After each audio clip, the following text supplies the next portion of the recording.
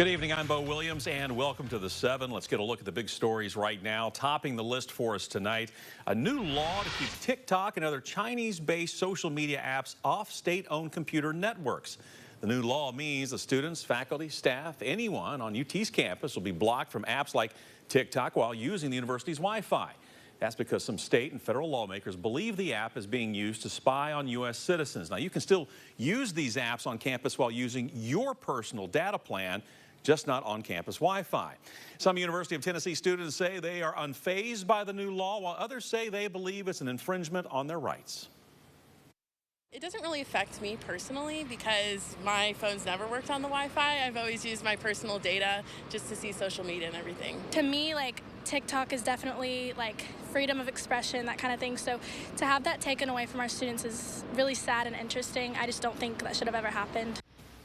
Now, there are a few exceptions to the ban. The law allows employees or institutions to download, access, or block social media platforms to perform law enforcement activities and to investigate for public safety purposes.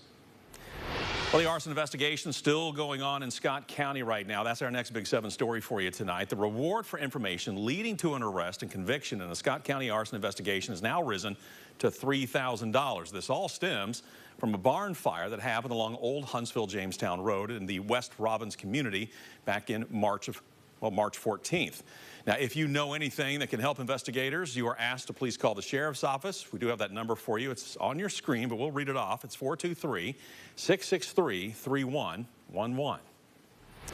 Knoxville police continuing to investigate the death of a man whose body was found in a car. KPD says the body of 29-year-old Jonathan Battles was found in the 2400 block of Sam Houston Street. Now, police say there were no obvious signs of trauma, but the cause of death is undetermined.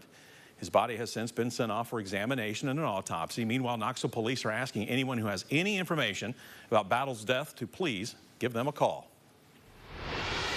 Authorities have now found a missing person, and that's next on the 7 for you tonight. The body of a missing person now has been recovered in the Great Smoky Mountains National Park. The body was found near the Low Gap Trail, which is not too far from the Cosby Campground. Search began last week after rangers found the vehicle of a person who was reported missing from another state at the campground. At the time, we're told the vehicle had been parked at the amphitheater for about a week. Now, the Cott County Medical Examiner's Office will now work to verify the person's identity and how exactly they died. Next on the Big 7, Tennessee's Republican supermajority blocking a new mandate for faster testing of rape kits. State Representative Antonio Parkinson's proposal would have required the TBI to process kits within 30 days.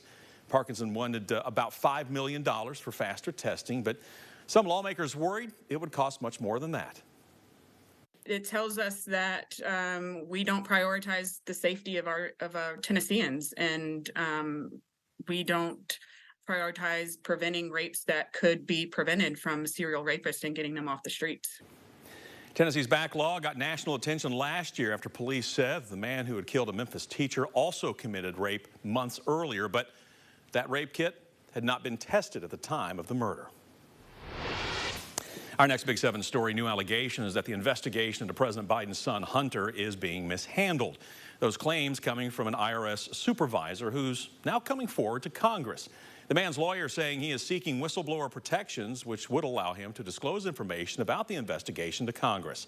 In a letter to lawmakers, the whistleblower's lawyer writes that his client, quote, has been overseeing the ongoing investigation of a high-profile, controversial subject since early 2020. Adding his information contradicts sworn testimony to Congress by a senior political appointee and involves failure to mitigate clear conflicts of interest. The investigation is focused on criminal investigation related to the younger Biden's taxes and whether he made a false statement in connection with a gun purchase. He's thought long and hard about it. He's lost sleep over whether to come forward. And, at the end of the day, he's decided that he would feel worse about himself if he did nothing and stayed quiet. White House officials are not commenting on the whistleblower's claims, while Hunter Biden has denied any wrongdoing. Our next big story, dry, windy weather combining to raise the risk of wildfire around the area. Officials in Knox, Blount, Sevier counties all issuing burn bans and really warning everyone do not light a fire outside. Burn bans have been common across East Tennessee this week, as you know.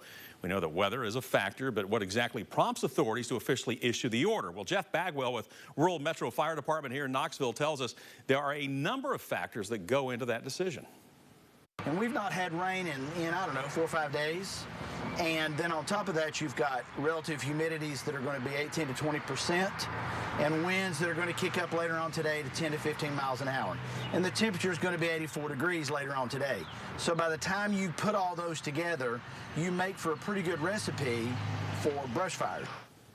Bagwell goes on to say the burn ban serves as a precaution to residents that helps minimize the risk of a fire getting out of control at times when conditions for fire are favorable.